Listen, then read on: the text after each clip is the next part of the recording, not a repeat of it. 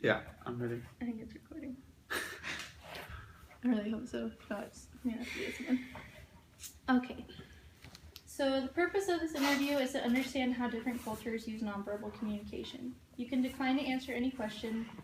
Please feel free to demonstrate any of the nonverbal behaviors you talk about. Okay. So, what culture are you from? Well, I was born in Poland, in Warsaw, the capital. Yeah. Nice. And how long did you live in that culture?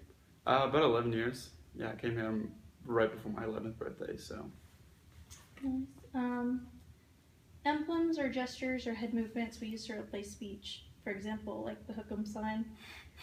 What emblems do you use in your culture to show yes or no?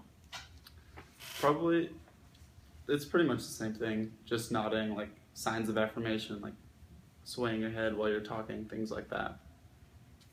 And what emblems do you use to show disapproval or praise? Also, just shaking your head, the facial expressions, like furrowing your eyebrows, just the traditional stuff, same as here. And what emblems do you use to greet someone or whenever you're leaving? Probably smiling would be the biggest thing. Yeah, smiling, shaking hands, hugging if it's personal. And what emblems do you use to show emotional states? Is there any difference, like showing if you're happy or angry at someone, like here we like flip the bird or?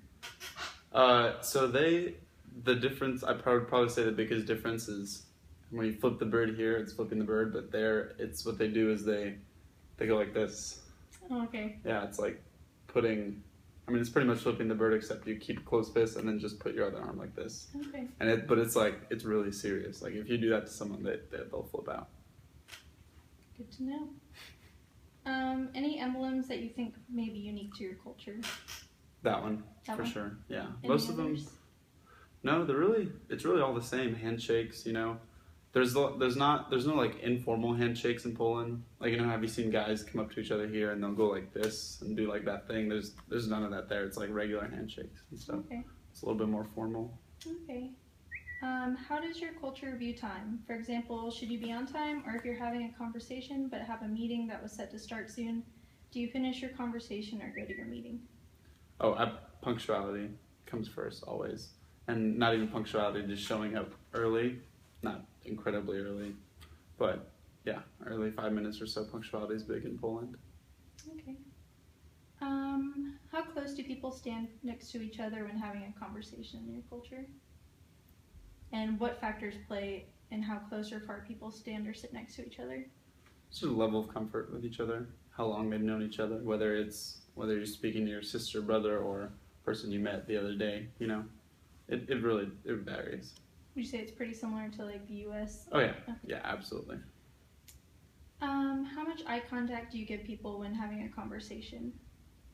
If you're trying to show respect, do you give more or less eye contact? More, absolutely, yeah. And pretty much the more formal it is, like the less you know the person, the more eye contact you give while you're speaking. How comfortable are people in your culture with touch during conversations? How often does touching occur during the conversations in formal settings versus informal settings? A lot. Definitely more so than here, especially informal settings, because everyone in Poland drinks and drinks a lot. So informal settings, there's always touching, playful hitting, stuff like that. But formal settings, like business meetings, is just traditional handshakes, just like here. How much are emotions expressed in your culture? What are the norms about who can express emotions, or what emotions can be expressed? Honestly, probably the difference is if you don't know the person, no emotion is expressed.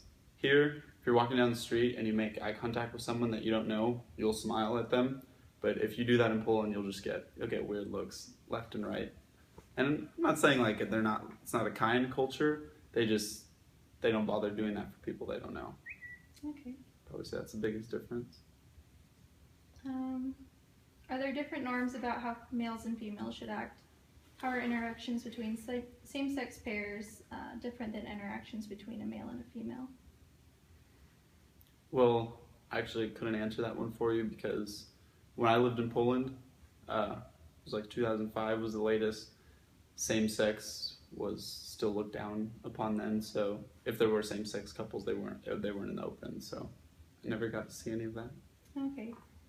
If you were like out in public with like a friend that's a guy, would y'all like hug or touch at all? Like anything like, or is it like in like the U.S. where it's like don't like show any like affection to like your friends that are guys, or is it like?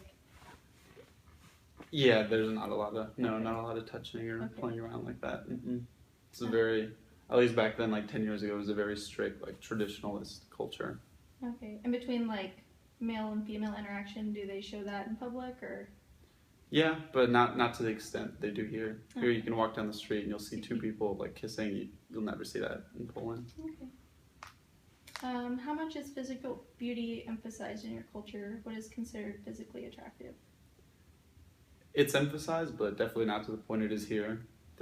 People aren't constantly like following the latest trends or following what the Kardashians are wearing, that type of thing.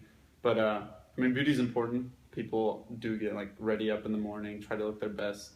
Yeah, but not to the extent that people try to do in the U.S.